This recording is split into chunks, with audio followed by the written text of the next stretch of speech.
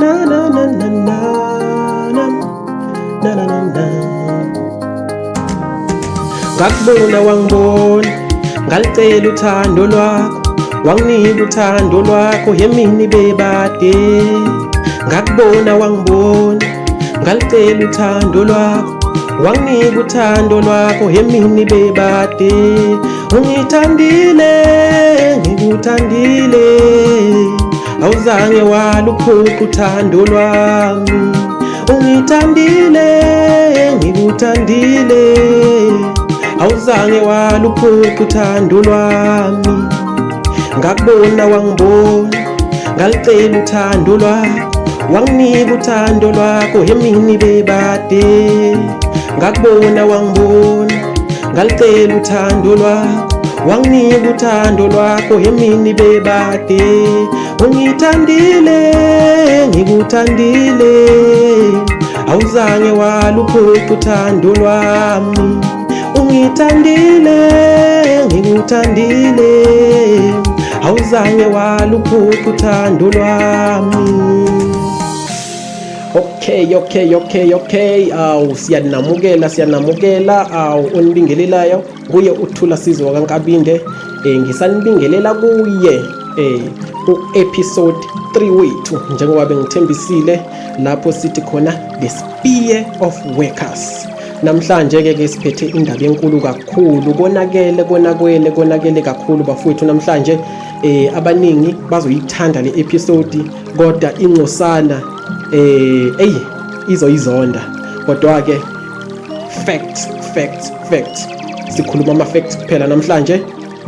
Silindele ukuthi kena wonke umuntu obukele namhlanje ahambe aphethe emgodlagodlweni, abuye amathemba. The hope for the hopeless, the spear of workers. We are here and we are here to stay. Okay. Let's just get started. Let's start with a word of prayer as usual, so that God will be with us all as we are watching and there will be no evil disturbance. Let's clear the atmosphere and make sure that we invite the presence of God. Father, in the name of Jesus Christ, the Son of God, who died and rose again, we invite you today into this episode 3, where we say the spear of workers. And we are here today to give the saucy information that your kids needs the most. And as they are suffering day in, day out, wherever they are working, they are being exploited because they do not have the proper knowledge of their rights according to the law that have been given to them. Okay, today we are about to continue to expose the truth and make sure their bondage are being out and their chains are being broken and their victims everywhere. There are victims everywhere which needs to be freed in the name of Jesus Christ. You said in your word that my people are perishing for the lack of knowledge, and today we are here to bring that knowledge. In the name of Jesus Christ, may the blood of Jesus Christ cover this episode and keep it online and make sure that it reach whoever is in need of it.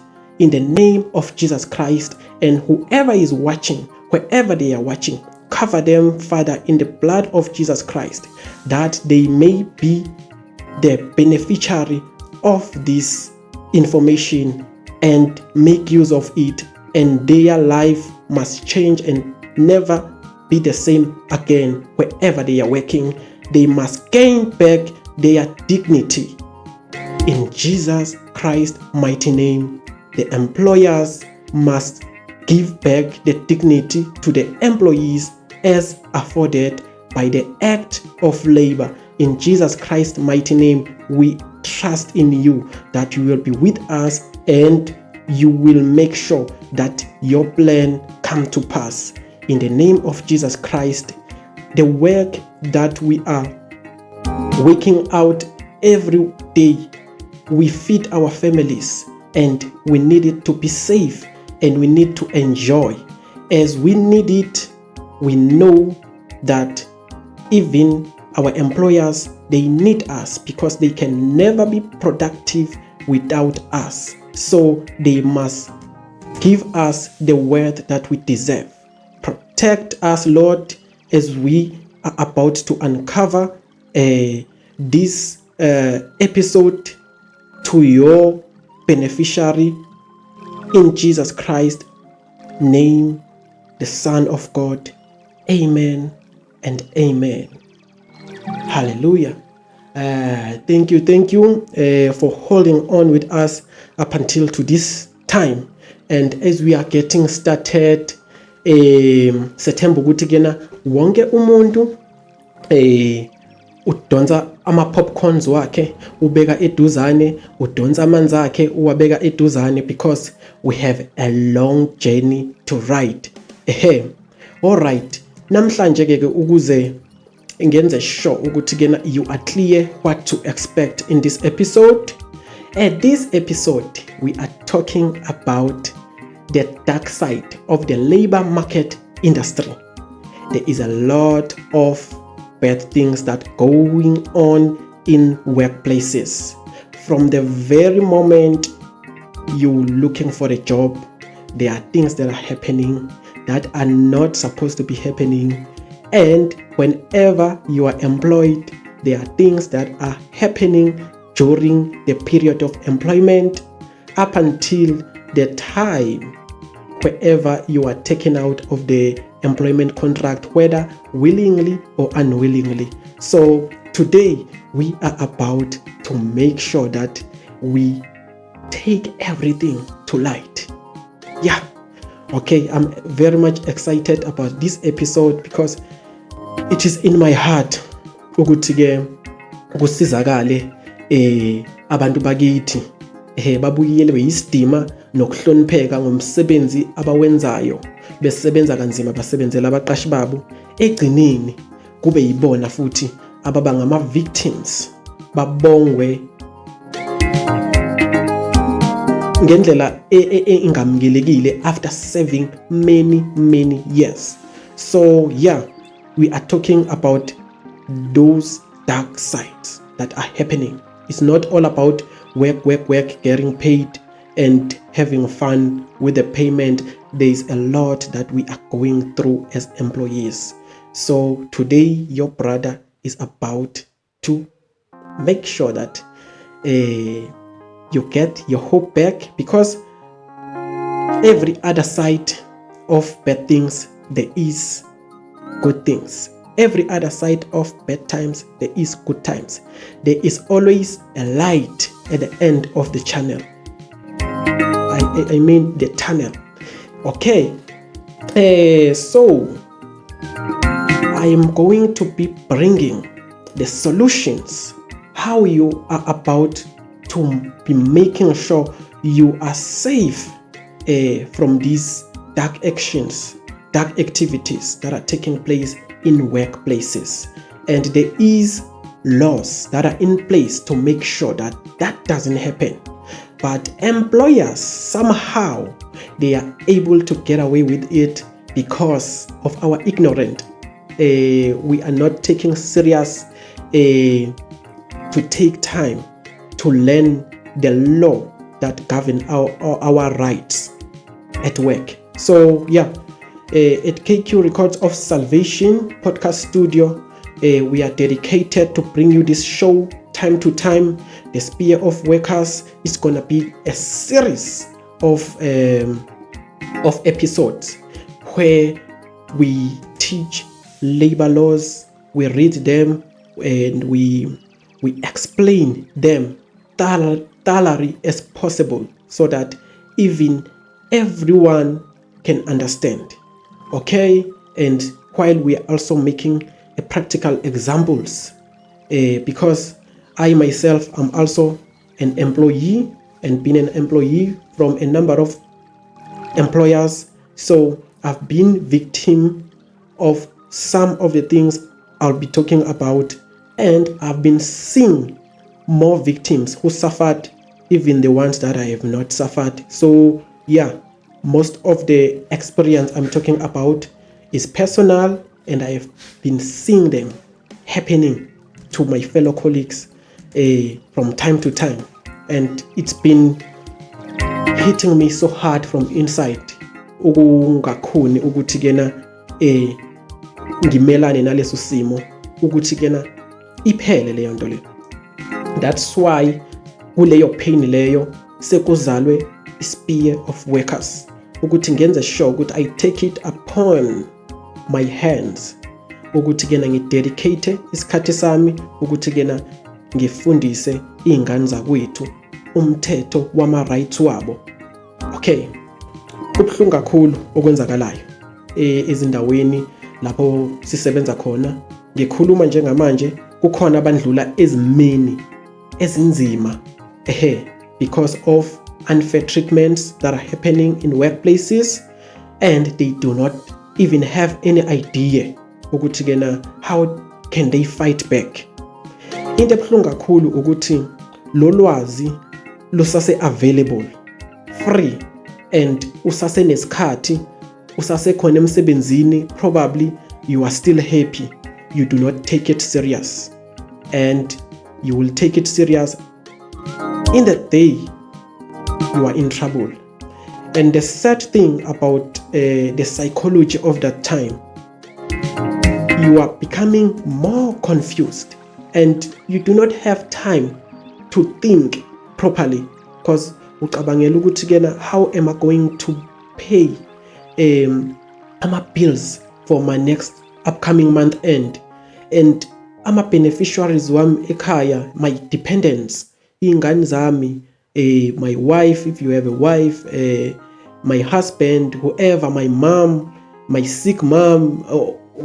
There are a lot of dependents who are depending on us, and they are in a very unfavorable health problems, some of them, and that come to you like a flood, and you are not able to think straight, you know. So in that time is when employers capitalize. Is when employers capitalize to get away with it. So kuhle ukuthi kena njengamanje uyithathe seriously channel.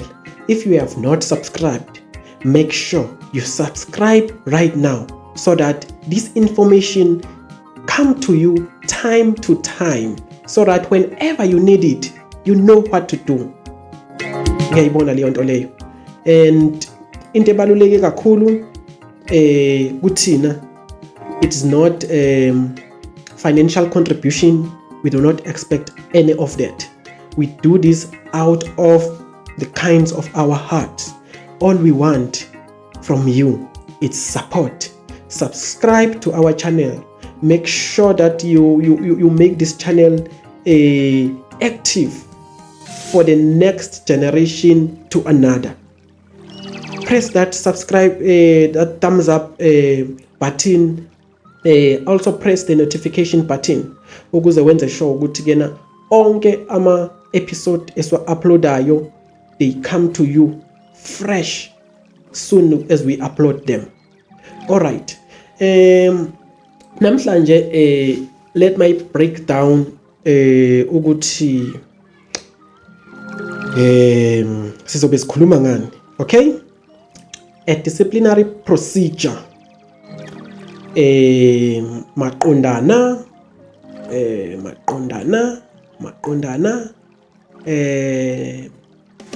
le disciplinary hearing. Ukuthi disciplinary hearing i-procedure yakhona kumele umqashi ayilandele kanjani ukuze i-end up to a fair dismissal if ever you are dismissed. Okay, we will be talking about steps by step, so that if ever you go through a hearing and employer wako they doesn't follow these steps, you know that at the end of that process you were being unfairly treated, and you have a reason to appeal, whether outside your office to CCMA. Okay? And another one is a demotion procedure according to the labor laws. Okay? Demote, it is whereby you are taken from a higher position to the lower position. Okay? There is a process that has to be followed. Proper process, so that demotion is considered a fair demotion. And the third one is a retrenchment procedure. Whenever you are retrenched, there must be a procedure, a breakdown procedure until to the decision ekumele ilandelwe. Ungavele nje nifike nje kuthiwa niyadilizwa kuphelele lapho. Okay? Whenever that decision is final, both parties must be satisfied, regardless of the decision, whether it's a good decision or a bad decision. Not like bad as if it is unfair, but it's bad news or it's good news. Okay? Then another procedure, very important one. Which one? Come on. Oh, it's a dismissal procedure. Dismissal procedure. Yes, each and every time we wake up, siya emsebenzini, the only fear that comes first, if I may happen to lose my job, and that fear is what employers use to bypass following the lawful procedures. Asebenzise fear, such fear. And the more you fear, it is the more you give your employer the reason to not follow procedure, just go through and get rid of you, getting away with it, and call another one to take your position. And all that, it's supposed to be taken according to the procedural law of labor. And that thing is not easy, I'm telling you. The moment you learn from this channel and understand how the law works, you will understand that it is not easy for an employer to get rid of you whenever they like, whatever they like. So yeah, just hang on with me, because now it's about to get heated. Okay? Yeah. Yeah, I'm excited about this episode. I think ever since this channel has been established, this was the episode I was waiting for. Okay? And yeah, my employer will like it also, because yeah, all we want ukuthi kena ama employers akwazi ukunikeza isithunzi esifanele ama employees wawo, because they need us as much as we need them. Yes, we are not fighting them, we are not waging war against them. We like them because who we are, and we are able to have a bread in our table day in and day out, because they give us the work. We really appreciate them. But that part, when they think they want to get rid of us, we don't like the way they do things, and we don't like how they treat us during employment period. There are a lot of things that are happening that we don't like, and we hope whoever is watching who is an employer will learn from this and do better going forward, because at the end of the day, everyone make mistake. So It's all about learning from your mistake and make sure you move on doing better than before. All right. Okay. We are getting started now. Okay.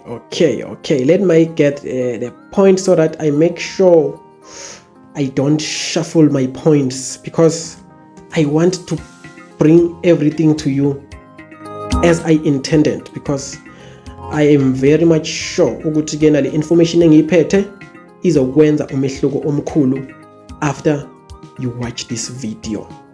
Okay.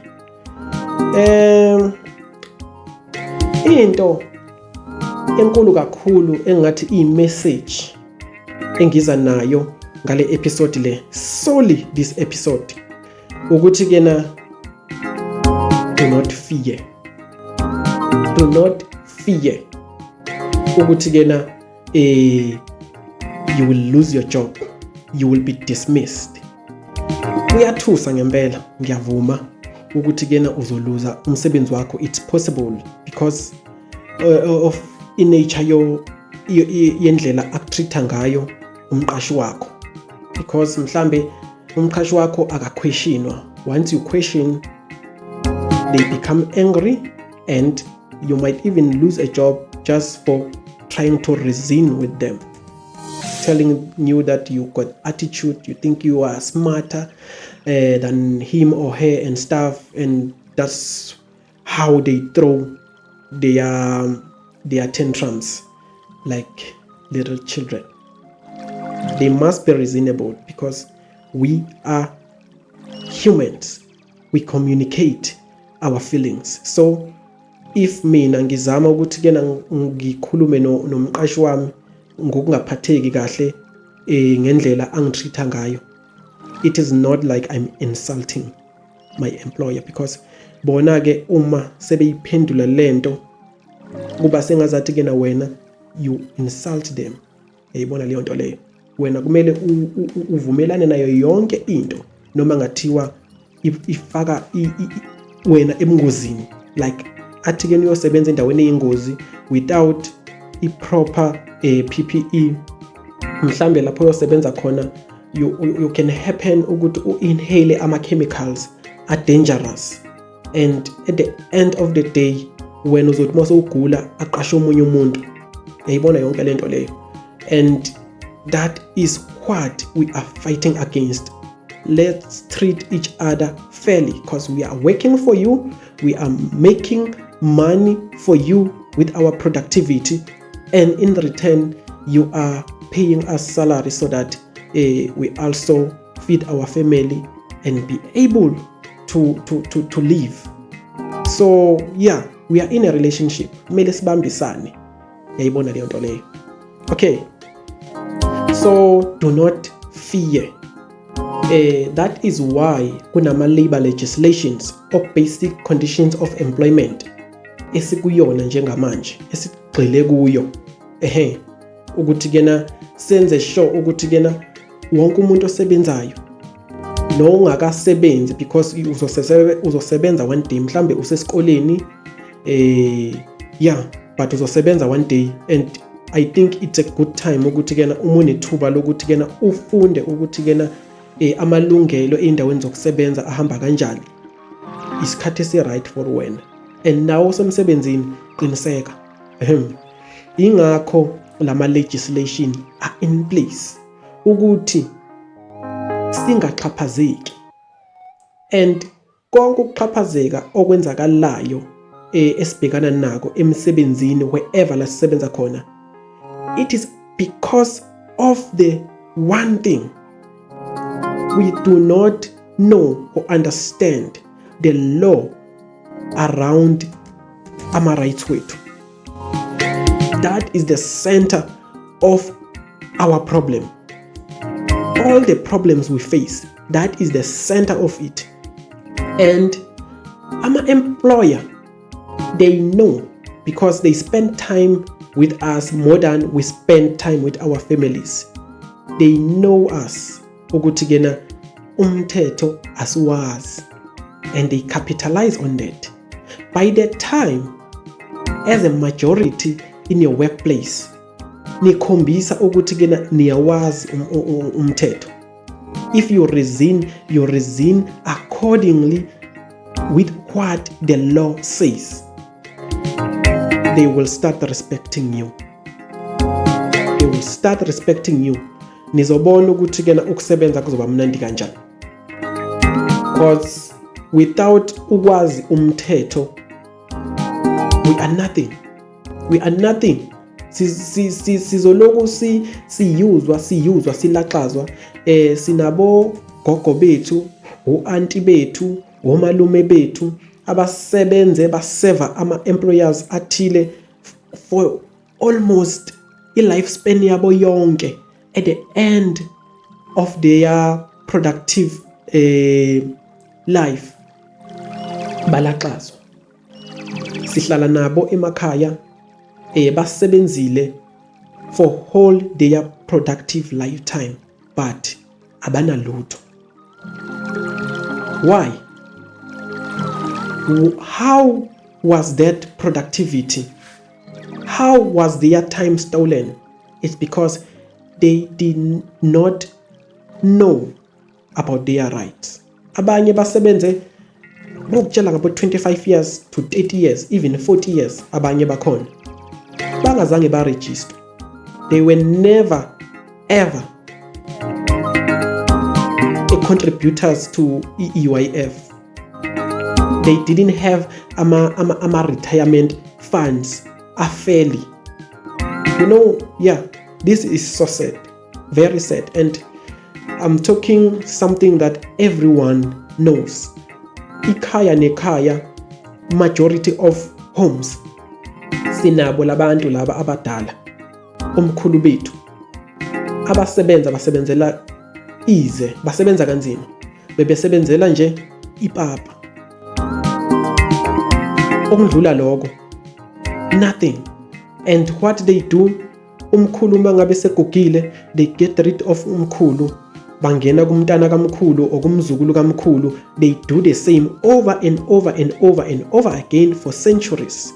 This has to stop from this generation going forward. And the only way it can stop is for us to take responsibility to learn the law around our labor rights. And we are trying to contribute. And the only thing that we need from you is to follow along, support this channel. Do anything that is possible in your hand to protect this channel, because it is the only channel I know which bring these contents for free, openly. Okay. Without wasting further time. Okay. Once uqashwa namhlanje, know that there are two guaranteed outcomes. Ukuthi kena one day you will leave that job. You won't be working there forever. You will leave that job willingly or unwillingly. And when you leave that job, you must make sure that you are compensated fairly, whether you left the job willingly or unwillingly. You must be compensated fairly, even if you are wrong. You were supposed to be dismissed. The dismissal was fair, but because you served there, you are being owed everything that is due to you. Must be compensated fairly, and that to happen, you have to know what is due to you. And how are you going to know that if you don't take responsibility to learn the laws that are around the rights of your work? Okay, that is very important, guys. So ukuthi kena wena uzohlala ngaphansi komusa we-employer ukuthi kena ngiyabonga ukuthi kena I'm still employed today. regardless ohlukumezeka kona every day, wena ufuna ukwamukela ukuthi kena as long as I am still employed ngizokwenza njani. I will wait until ekhathala yimi, then ke engixosha ukuthi kena kuzokwenzakalani. After that you do not have backup. Awazi nokuthi kena uzolwa kanjani, ukuthi kena even if angisalweli ukuthi kena ngibuyele emsebenzini, but konke okukweletwa kumina mangikuthole fairly. You better fight while you still can. If necessary, if it happens today, tomorrow, or day after tomorrow, you must show your employer that you know your rights and you know why you are there. Yayibona leyo nto leyo. So yeah, ngiyazi ukuthi kunzima, abantu abaningi bancamela kona ukuthi kena baphile ekuhlukumezekeni, because uma bathatha action beveza ama feelings wabo ukuthi kena bazizwa kanjani ngendlela abathitheka ngayo u-employer uzobaxosha. I will tell you one thing. Why ucabanga ngaleyo ndlela leyo? It is only because you do not know ukuthi kena there is laws that are guarding the procedure of dismissal, and those laws are not easy for employers to follow along, more especially if there's nothing wrong you are doing. U-employer nje ukhetha ukuthi kena akuxhaphaze just because uyakwazi ukukuxhaphaza, just because wena ulambile udinga umsebenzi, just because wena unama dependents awaziyo ukuthi kena depende kuwe, wena uzoqhubeka ube yisilima every day because kunalabantu laba okumele ubondle ekhaya. Angithi bayawazi ilona indaba zethu, bayazi ukuthi kena ngineingane ezingakhi, ubani osebenza ekhaya, and I'm a sole breadwinner, so they take advantage of that ukuthi kena ayikho into azoyenza vele. But that is not according to the law. That is not enough for i-employer ukuthi kena ikuxhaphaze, because lokho uma sesiza emthethweni kuzeceleni akungeni kwi-procedure ekumele ayilandele ukuze aqoshe. Mina ngikhuluma ngabantu abasebenzayo namhlanje abakhona ezinkampanini eziningi across South Africa. Abaqashi bayafisa ukuthi kena engazathi kena ngaba basekho kwi-work environment yabo, but they cannot get rid of them. Why? Because they know the law. Ngoba akekho umqashi ongavuka nje ekseni avele azamule bese athi kena ubani ngiyamxosha namhlanje, without any procedure, without any offense, just because wena utheke mekethi uyalibeka umqashi nawe walibeka, usu wrong ngaloko. And there was nothing wrong ukuthi kena uyishilo, wena usho into obekumele vele ukuthi uyisho, njengoba ngizekelisa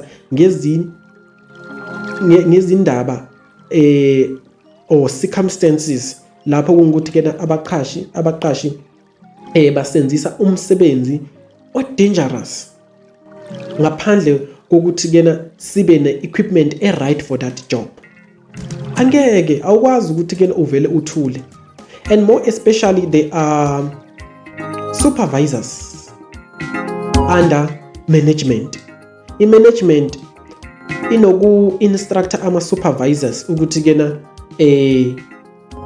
awathathe i-team yenze umsebenzi othile, and lo msebenzi loyo kuthothi unobudanger. that is endangering i-safety and health yalabo bantu labo abazobasebenza kuleyo ndawo leyo. And there are no protective measures that have been put in place. And niyakwazi lokho futhi ukuthi uma ngilimala laphayana angeke ngize ngithole lutho.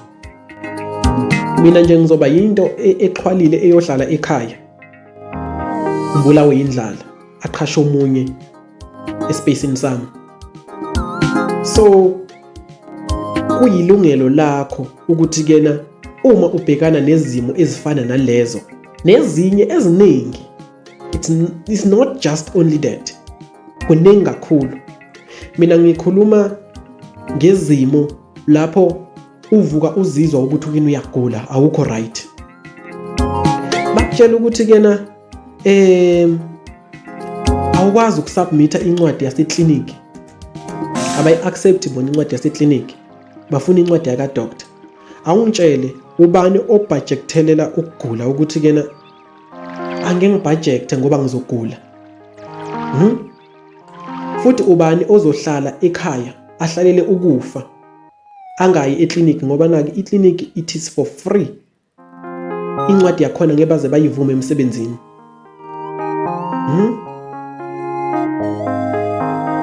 And according to my own opinion, nangendlela engibona ngayo ukuthi kena kungani ama-employers analowo mkhuba loyo enza njalo.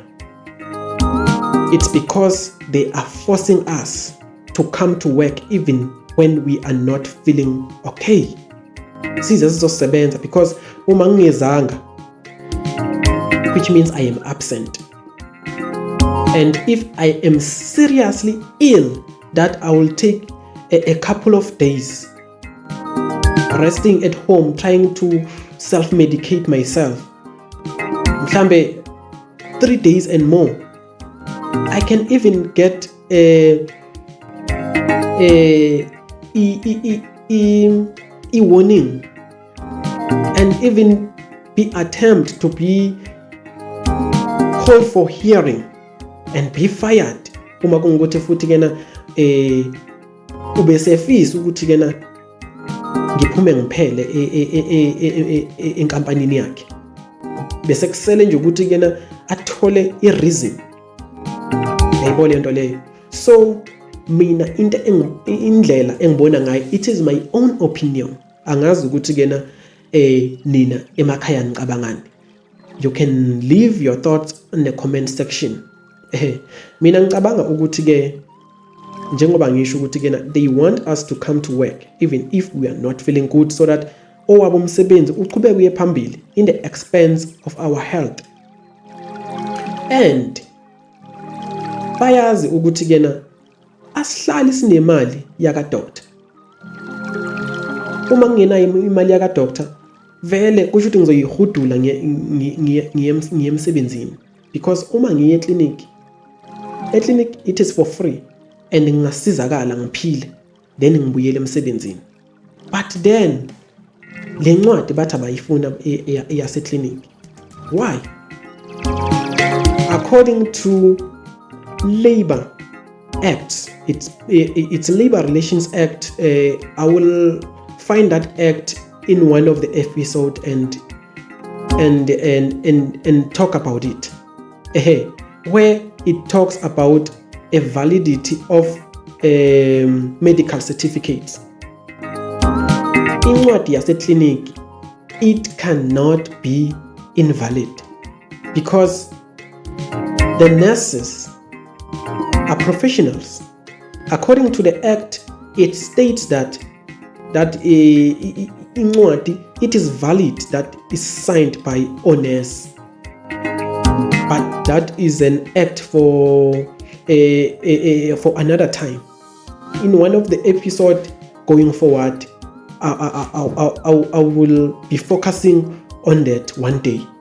Yeah, ngithi nje angiqaphune ukuthi kena kukhona emthethweni lokho ukuthi kena incwadi yaseclinic ivalid. Okay. All right. Yeah. Ziningi kakhulu izinto ezenzakalayo. But ke Let's get on to our today's topic. Okay, let's talk about firstly a dismissal procedure. Before you are dismissed, kumele umqashi alandele muphi umgodo, and uma engawulandelanga, that dismissal is considered unfair dismissal, regardless of the offense you have committed. Every employer, it is entitled, they are bound that they follow the correct dismissal process. Yeah, most of the employers maybe they don't take serious ukustudisha ama-labor laws, and that is in their expense when it comes to that, because labor expects them to follow the procedure correct, and it is none of a problem yelona ye labor ukuthi kena leyo employer ayazi procedure. They have to know it. Because they have to follow it ukuze i-dismissal ibe fair. Okay, quickly we will get through ukuthi kena i-dismissal kumele ibe kanjani. Alright, let me get my document I have prepared here, which talks about the dismissal procedure.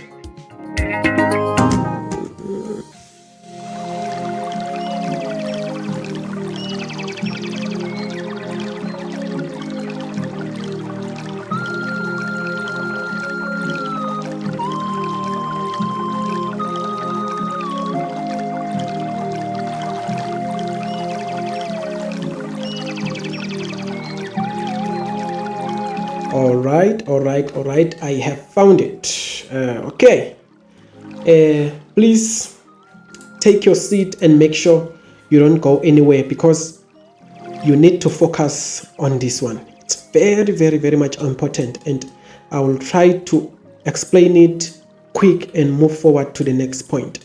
Okay, we are talking about a dismissal process.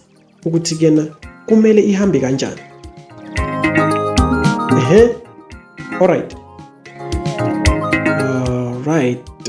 Ngehlise my background music a little bit so that we can focus. Okay. All right. Ngizoyifunda bese ngiyayichaza. Okay, sengiyaqala. Under the South African Labour Relations Act, LRA, in bracket, a fair disciplinary procedure involves investigation, notification of allegations, and opportunity for the employee to respond, and fair hearing, potential leading to disciplinary action like warnings and or dismissal. Okay, that is the description of the requirement around what the law expects the employer to do to carry out the procedure of dismissal. Okay, ngizophinda futhi. Under the South African Labour Relations Act, in bracket LRA, a fair disciplinary procedure involves investigation, notification of allegations, and opportunity for the employee to respond, and fair hearing. For a fifth, potential leading to disciplinary actions like warning or dismissals. That is what is basically expected from an employer. If the employer have not followed any one of these processes, then that dismissal considered unfair dismissal. regardless of the offense you've committed. Okay, I will try to go in a bit depth of the explanation here, the description I mean. Here is a breakdown of the key aspect of fair disciplinary procedure under the Labor Relations Act. Okay, now I am talking about ama aspects step by step ukuthi kena umqashi kumele alandele kanjani leyo procedure. Okay, number 1, investigation and notification. Okay, ukuchaza nje kancane lapha yana ku investigation. The investigation is whereby whatever the offense you have committed, it must be investigated. For an example, you are allegedly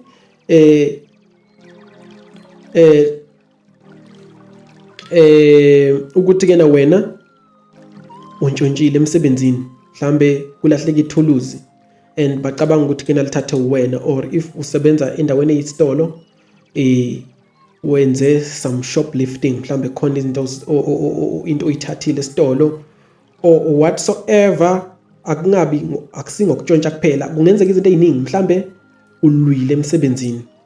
Yibona leyo nto le kuningi any misconduct that can happen emsebenzini ilidele ekutheni uye with disciplinary process.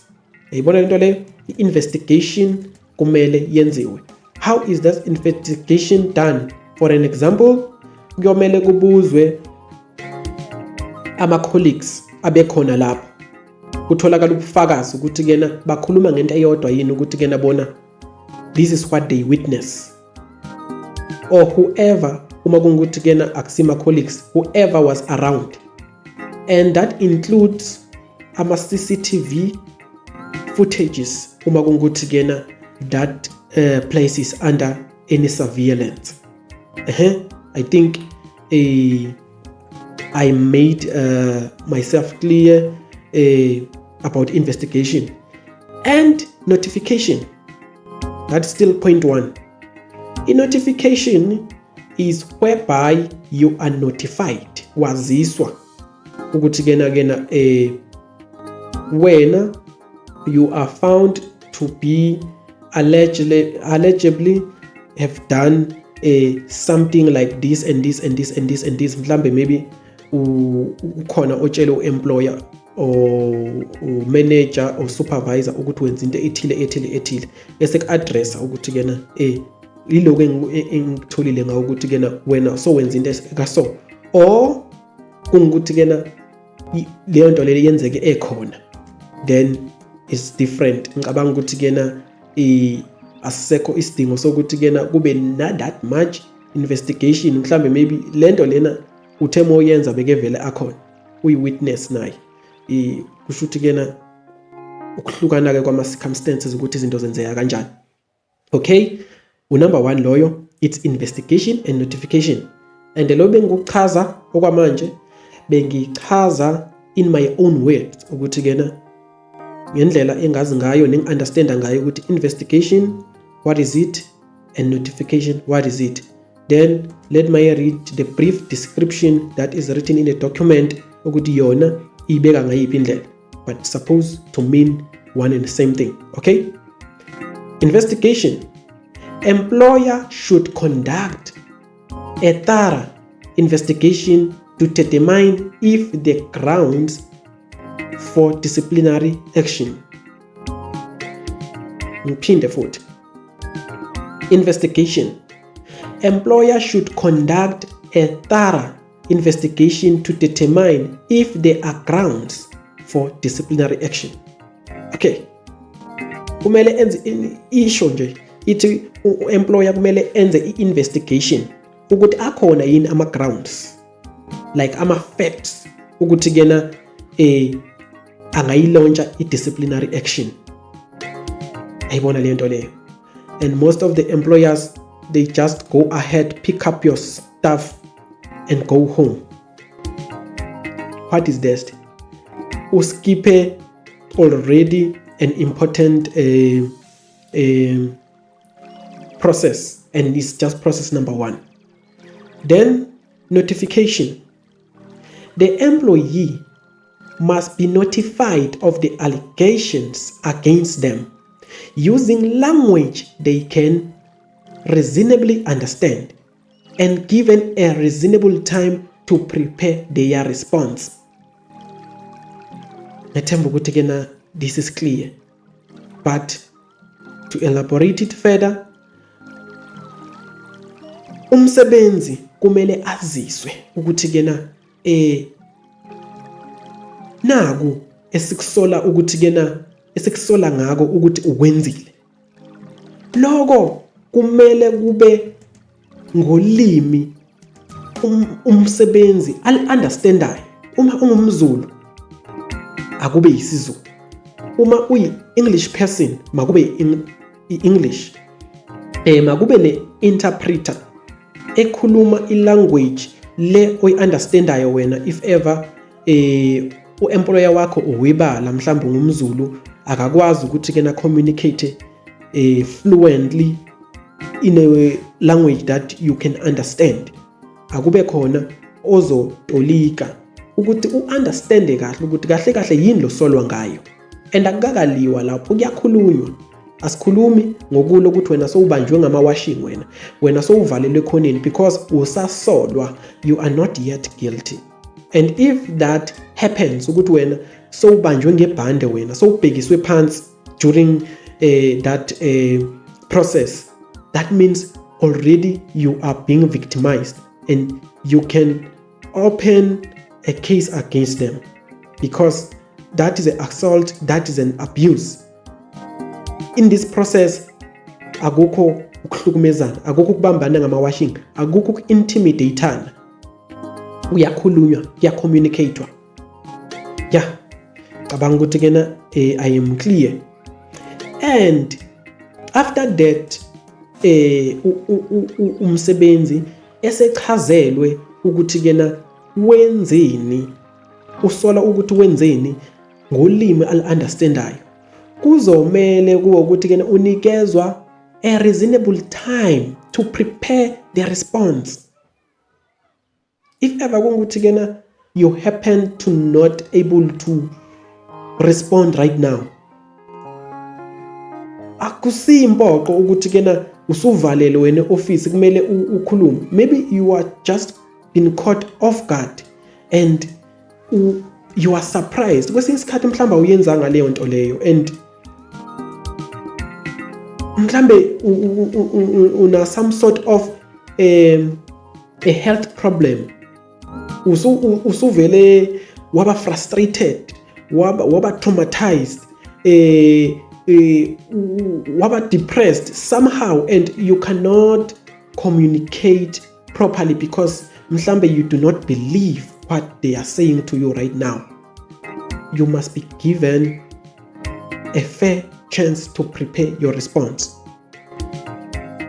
and preferably it must be even in writing.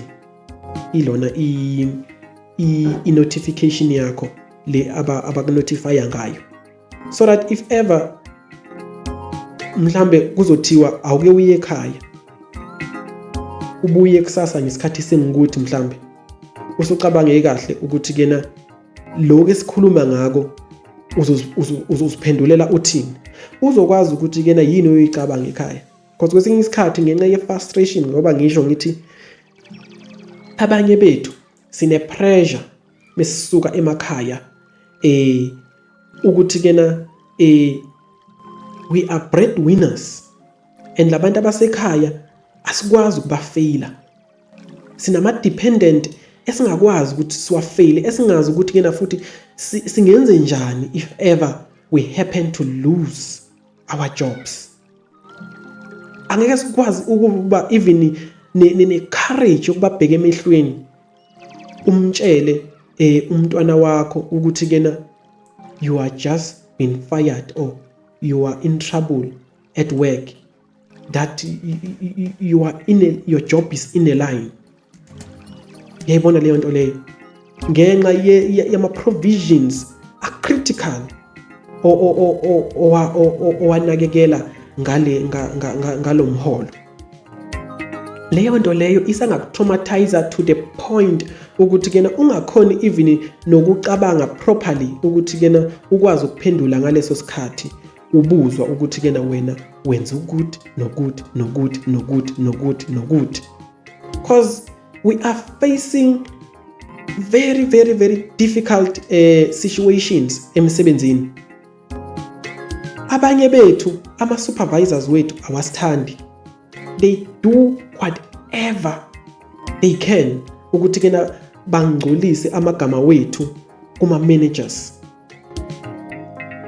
Baqambe namanga kuthi kwenzakale into encane, exaggerate, ayenze into engaka so that umanager abe to the point ukuthi kena ufise ngazathi angavela aqoshe manje, angakulaleli nokukulalela ukuthi kena wena ungayiphendulela uthini.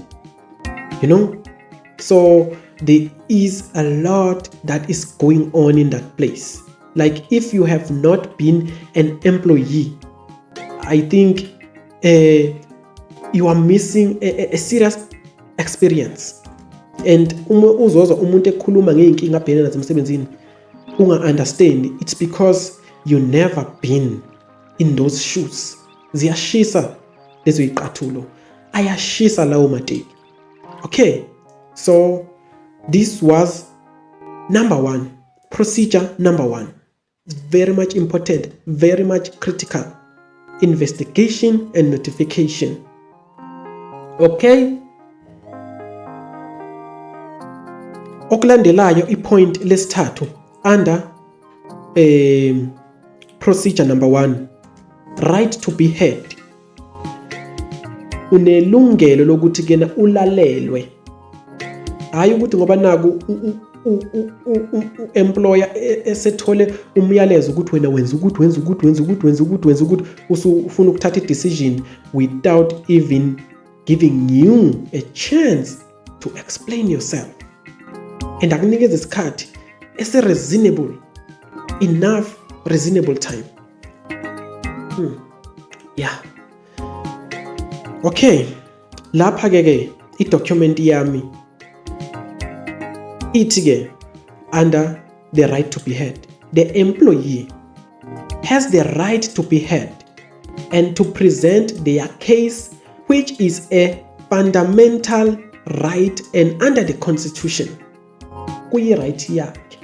Uma kwenzekile wena ukuthi kena ulahlekelwa ngumsebenzi and you have not been given a chance to be heard ukuthi kena wena lakhi side ihlangothi lithini, that dismissal is considered unfair automatically, because that is very much important ukuthi kena wena unikezwa ithuba lokuthi uzwakale ukuthi kena wena uhlangothi lakho lithini. Okay, sesiza ku procedure number 2. Our procedure number 2 our procedure number 2 is disciplinary hearing. Disciplinary hearing. Yo, I like this one. Yeah. Okay, formally or informally, ingaba kabili, ingaba formally or informally. Okay, asiqhubeke ke sizwe ukuthi kena umthetho uthini uma uthi ingaba formally or informally. While the process can be informal, the employee must be given a proper opportunity to prepare and present their response. Lapho ke istate ukuthi regardless informality ukuthi kena mhlambe leyo hearing ayikho formal, even if informal, the employee must be granted a proper opportunity to prepare for the hearing. Okay, so here point number 2 under disciplinary hearing. Employee representation. The employee is entitled to the assistance of a trade union representative or a fellow employee. Like myself, I'm a fellow employee. Umthetho uyavuma ukuthi kena uma la ngisebenza khona ukhona ucolleague wami oba nenkinga, as myself ngingithula Sizwe Nkabinde, ngikuthatha very serious ukuthi ngistudishe ama-labor legislations for the importance of protecting our jobs. Ngiyakwazi ukuthi kena nginikeze i-assistance yami to my fellow employee ukuthi prepare i-hearing yakhe. I cannot be in trouble for helping my fellow employee ukuthi kena prepare for a hearing. And umthetho uyaqhuba uthi kena an employee has a right ukuthola i-assistance kwi-trade union. If you are under any trade union, it is your right as an employee that you get assistance from your trade union. All right? Point number 3, under disciplinary hearing. Fair hearing. Okay? Uthini umthetho under fair hearing? Uthi the hearing should be conducted fairly, allowing the employee to present their case and respond to the allegations. I think this is very clear, and kuwo konke lokho engithe ukuthi ngikuchaze as we commence, I've been explaining this point. Okay, let's go to procedure number 3. Procedure number 3 is disciplinary action. Please kuthathele emqondweni ukulandelana kwalama procedure lawa, because it's very much important, because uzowadinga mhla uba senkingeni ukuthi uwa-observe ukuthi kena umqashi wakho uwalandelile yini noma kawalandelanga.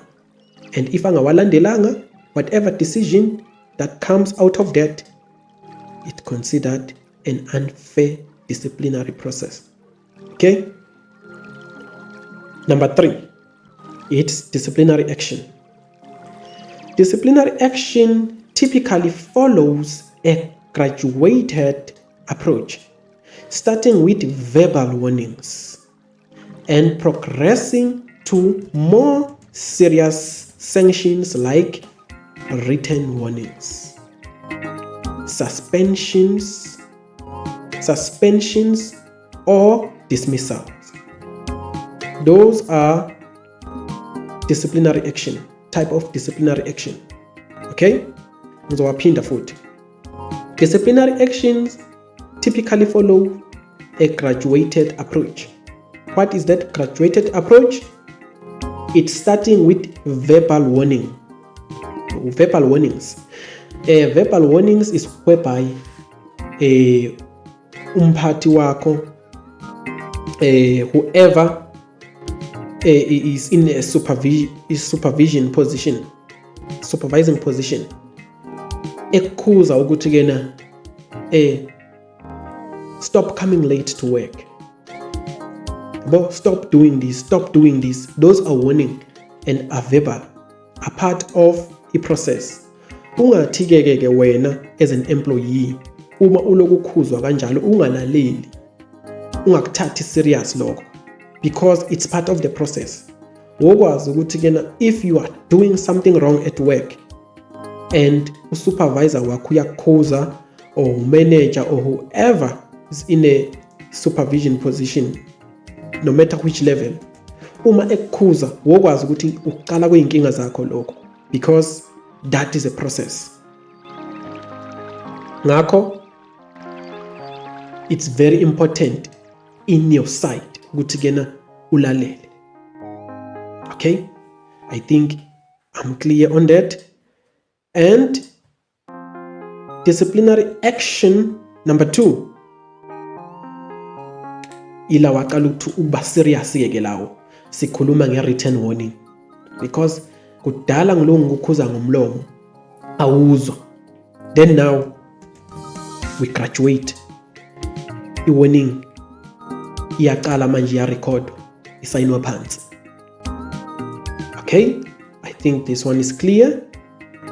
Okwesithathu, possibly ingaba khona le step less, or singangaba khona depending on the gravity of the offense, but sikhuluma ngama minor offenses lawa akwazi ukustretcha i-process ye-disciplinary. A possible next disciplinary step is suspension. Ungaba suspended, mhlambe wena uyalova ngaphandle kwe-explanation, or uloku wenza ama same explanation ukuthi kena wena ubongekho just because of this and this and this. You are taking advantage of understand kwamphathi wakho, because uya understand wena ubusy wenza izinto ezi-wrong over and over again, because uthatha advantage ukuthi kena uyak-understanda, akunikeza ithuba uma ngabe u-explain whatever that is. So that is the side, the negative side of the employee, because employers, they are not always wrong. Not my employees, most of the time we can push the red buttons over and over again, and uma sekuphuma umphumela bese siyakhala. So nami nginxenxa kuwo lawo maphathanisi ukuthi kena asihlukane nalawo maphathanisi, uma sikhuzwa asikhuzeke. Okay, suspension comes after lawo ma warnings. Uma kungasiyo i-suspension kuzoba i-dismissal straight, njengoba ngisho ngithi it depends with the gravity of offense. If the gravity is heavy, then it can be straight to dismissal. Okay, I think I was clear with that. That was point number 1 under disciplinary action, or we graduated approach. Point number 2 under with disciplinary action was sanction. Excuse me. What does it say under the sanction? It says the employer must consider the employee's response and the circumstances of the case when deciding on an appropriate sanction.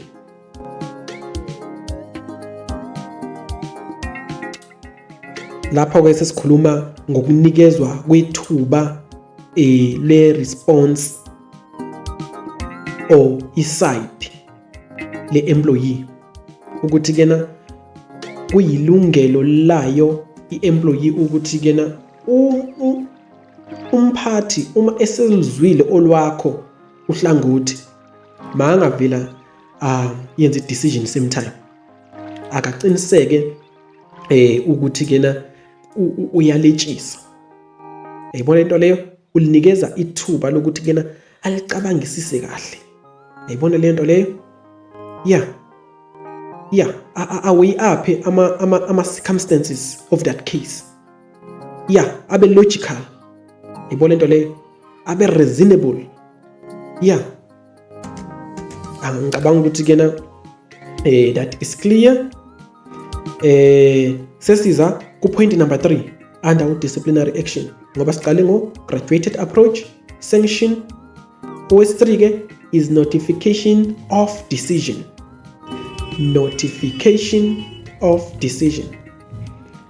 Ngiyaxolisa ngomsindo lo oku background, imoto estradini, I'm very sorry.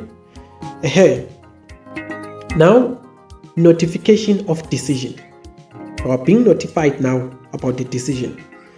Kunendlela okumele unotify ngayo. This must be done thoroughly, step by step. Okay, This is what the document says about the way it should be delivered. The employee should be informed of the decision taken and preferably given written notification of that decision.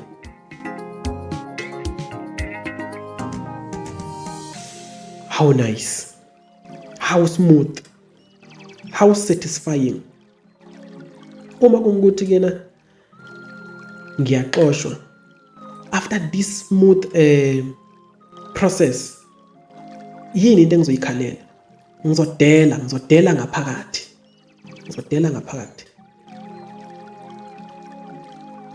Yeah. Okay. This is what it's saying. The employee should be informed on the decision taken. Kumele aziswe u-employee, umsebenzi, ngesinqumo esithathiwe. Preferably, leso sinqumo leso, it must be given in writing. It is preferred ukuthi kena sibe given in writing. Sibe yi-report in writing. That notification. Lokho kulekelela ngani ukuthi kena yazi umqondo usebenza ngenye indlela. Kunezinye izinto ozizwa ngenye indlela uma uzizwa for the first time, and uma usuzizwa for the second time, third time, fourth time uzizwa ngenye indlela futhi. So it's very important ukuthi kena you are given a chance ukuthi kena ukwazi ukuthi noma ususekhaya uyifunde le report, mhlambe nakhathi uyithola okokuqala ubone sengazathi it was unfair, and lokho bekungakwenza ukuthi kena uthathe isinqumo sokuthi kena mhlambe ususe udlame during that report because you are not happy. Then uthi mase ufike ekhaya so uhleli kahle, usuba true to yourself, usuyifunda le report bese uyabona ukuthi no man, this report is fair. Lokho uzokubona kanjani ke uma kungukuthi uzovele utshelwe nje njengomuntu ekhwehlela, utshelwe nje, unganikezwe ithuba lokuthi kena uphinde uyobuyekeza ekhaya leyo decision leyo. Okay, that was a last point under disciplinary action. Sesiya ku number 4. Number 4, procedure number 4. Excuse me. Procedure number 4, appeal and dispute resolution. Appeal and dispute resolution. Lapho sesiza lapho nokuqala khona impi ngempela. Uma kungukuthi kena you are really not happy about the outcome, and you are willing to take it further now. You are willing to involve ama-bargaining councils now. You are willing to involve o-CCMA. Sezikhala ngempela ke manje, sezikhala ngaphandle kwe-office lasemsebenzini. Yeah, because sizamile ukuyi-resolve internally in our office. Then I am not happy now. We are taking it out to the higher office outside my work environment. Okay, yeah. Asike sizwe ukuthi kena umthetho uthi lokho kwenzakala kanjani. Okay. Point number 1 under appeal and dispute resolution. Appeal process. How is the appeal process is carried out? Employees may have the right to appeal against a disciplinary sanction depending on the employer's policy. Angiphinde futhi. Employees may have the right to appeal against a disciplinary sanction depending on the employer's policy. Lokho kusho ukuthi abasebenzi banalo ilungelo loku-aphila, okubuyekeza ukuthi makubuyekezwe lesinqumo esiphumile kwi-disciplinary process because you are not happy as an employee. Bathi leyo process leyo izodependa kwa-employer wakho ukuthi ke nama-policies wakhe ame kanjani regarding appealing against ilona i-sanction for the disciplinary process. Yayibona leyo nto leyo? Okay, I think that is very clear. But if you are having any question, please leave it in the comment section so that I make sure I cover it on the next episode. Okay? Then siza ku point number 2. Dispute resolution. Dispute resolution. Okay? What does the document say about dispute resolution? If the employee is not satisfied with the outcome of the disciplinary process, they may refer a dispute to the CCMA or bargaining council. Uma kungukuthi kena u-employee akanemeneze ngesinqumo esithathiwe, uyakwazi ukuthi ke afile i-case of dispute maqondana naleyo offense leyo ebeke disciplinelwa yona, ayifile to CCMA or i-bargaining council. As a sphere of workers, that is where we come in. We help you. We help you if you need help to make sure that you file that case correctly. Because inhloso yethu is to make sure that you get justice. Whether the justice that will make you happy or not. But we do all we can to make sure. By the way, we are not lawyers. We cannot be by your side to stand for you. But we can be behind the scenes to help you with the filing, to help you with the knowledge what to expect in each and every level of the appeal layer. Because it is out of our kindness to make sure you get justice. Okay. All right. That was dispute resolution. Okay. Says here, procedure number 5, which means in fact it's not procedure. Siyagoqa this disciplinary procedure yellow ne dismissal. La ku number 5, point number 5, sikhuluma ngama key principles. What are those key principles? It's a summary, in fact, of everything we have just talked about. Okay? Fairness.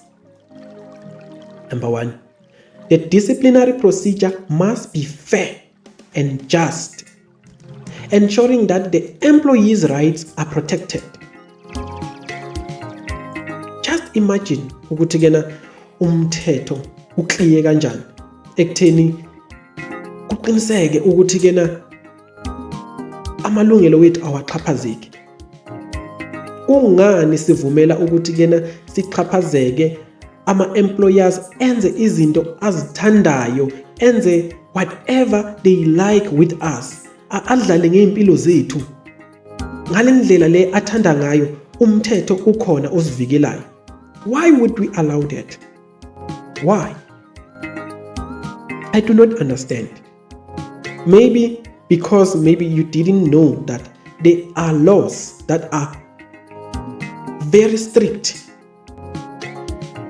A protector ekutheni masivikeleke. But now you know. And we must do something about it. You must do something about it this time going forward.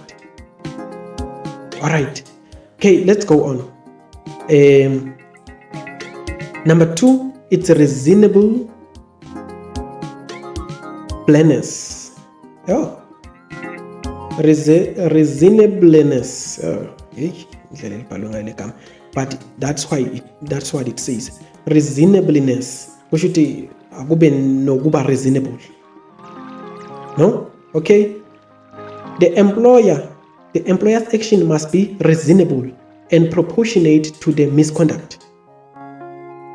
Employer angajahi ukuba kuma conclusions. Makabe reasonable, abe logical. Acubungule each and every aspect of the case. Angene ezicathulweni zakho ukuthi kena ukuze kwenze lento leyo mhlambe ungayenziswa yini into enjena. You know, akangene kuwo wonke amakhona angajahi ukuvala icase just because yena usu right ngawe. Yayibona leyo nto leyo. Okay? Then number 3, documentation. The employer should maintain a record of the disciplinary process and any decision taken. During disciplinary process, there must be paper trail documentation from the beginning of the process until the decision is taken. There must be a proper documentation. Ungabi into ecommunicator ngomlomo kuphela. Makube ukuthi kena the process is also documented in writing. Okay? Yeah. Okugcina. Stop steward consultation. Shop steward consultation. I'm not familiar with this one though. Okay, othi ngingene in a explanation ukuthi kena what it actually means. If a shop steward is called to attend a disciplinary hearing, the employer must consult with the shop steward trade union prior to issuing any notice to attend a disciplinary hearing. Okay, this one is talking about shop stewards. Shop stewards are one of the colleague members emsebenzini lona okhulumela abasebenzi. Yeah, okhulumela abasebenzi.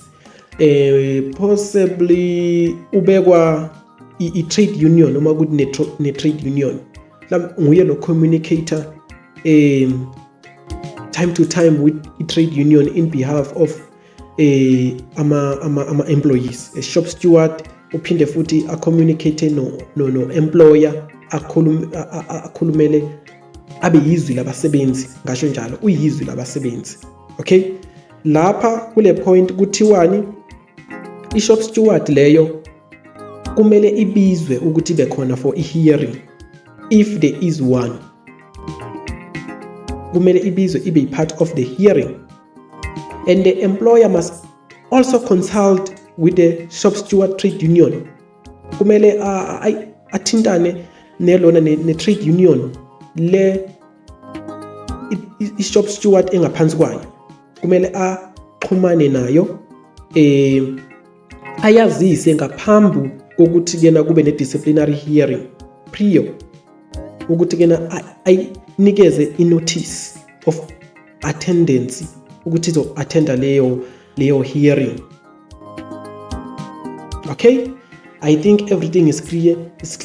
This was a conclusion for disciplinary procedure ye-dismissal. Ngenxa yobude be-video angeke sisakhona ukuya kwi-demotion. angeke sisakhona ukuya kwi-retrenchment. Ngicabanga i-hearing isikhavekile la kule disciplinary procedure. Ngicabanga ukuthi kena on the next episode sizocover demotion procedure, ukuthi ke ihamba kanjani ngokomthetho, kumele ibe kanjani. Hayi uvele nje udilizwe nje esikhundleni, udilizwe njengehabhu lesihlahleni lishaywa ngenduku. Kumele udilizwe ngendlela. There is a procedure. Kanjalo ne-retrenchment. Hayi uvuke ekuseni ukuthi ufika nje umqashi untshela ukuthi uyadiliza, uyokhatha istaff, usuyenzile i-decision yonke into by him or herself. Nina, you were not part of the process, i-overnight process yakhe. Uma ecabanga elele ngubeni sevuke ekuseni esethekeni uyadiliza. They must be process, and you have to know how those process works. Okay? I was happy, very much happy to present you with this information, and I'm hoping to be available for the next episode to give you even more entertaining and very important at the same time information about the things that matters most imisebenzi yethu. Okay, sacela ukuthi sivale ngomthandazo bese sibonana on the next episode. Baba, igameni lika Jesu Kristu waseNazaretha, siyakhuleka kuwe uNkulunkulu ongcwele. Siza kuwe Jehova ngalesi sikhathi sesisemaphethelweni ale show ebibalulekile ngendlela eyisimangaliso. Sicela wena mdala wezinto zonke ukuthi uyisingathe, uyivikele le information ikwazi ukuthola abanini bayo, bakwazi ukuthi basizakale. Kanjalo nalabo abagqilazayo bakwazi ukuthi kena ibathinte ngendlela ezokwazi ukuthi ke bafunde ezindleleni zabo ezingalungile abahamba kuzo, ezihlukumeza abasebenzi ababasebenzelayo. Benze kangcono, ngoba siyakholwa ukuthi wonke umuntu unamaphutha. Siyavuma ukuthi sizokuthatha njengokuthi kuyiphutha lokhu abakwenzayo sonke lesikhathi. Sethemba ukuthi kena after uma babe nenhlanhla yokuthi badibana le episode bazokwazi ukuthi ba-experience ubuhlungu nama-emotions esikwazile ukuthi kena siwaveze kunayi episode. Njengalokhu bengikhuluma lapha ngiyizwi labasebenzi, njengalokhu ngiyazi experience yokuhlukumezeka. So Baba ongcwele, egameni lika Jesu Kristu waseNazaretha, siyakunxusa uNkulunkulu ukuthi uthinte inhliziyo zabo.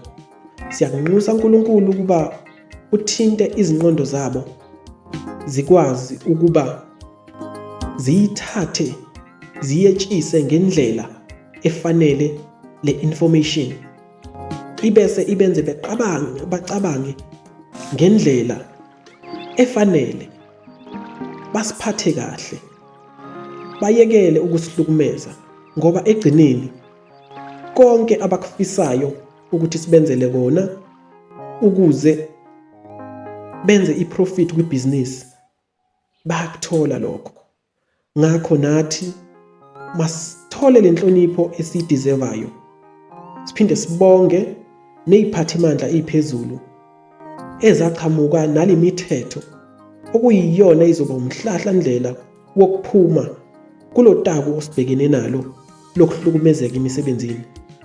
Konke lokhu sikucela ngegama elinamandla elingaphezulu kwa wonke amagama, igama lika Jesu Kristu, manje kuze kube naphakade. Amen and amen.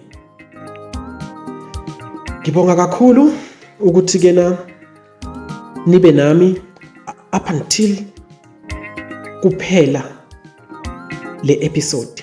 It was a long one, but hopefully a very beneficiary one. Nginguthula Sizwe waNkabinde, ngiyanivalelisa, ngithi ngiyabonga kakhulu, ngiyethemba ukuthi ke le information izoletha ushintsho ezimpilweni zenu. Danko.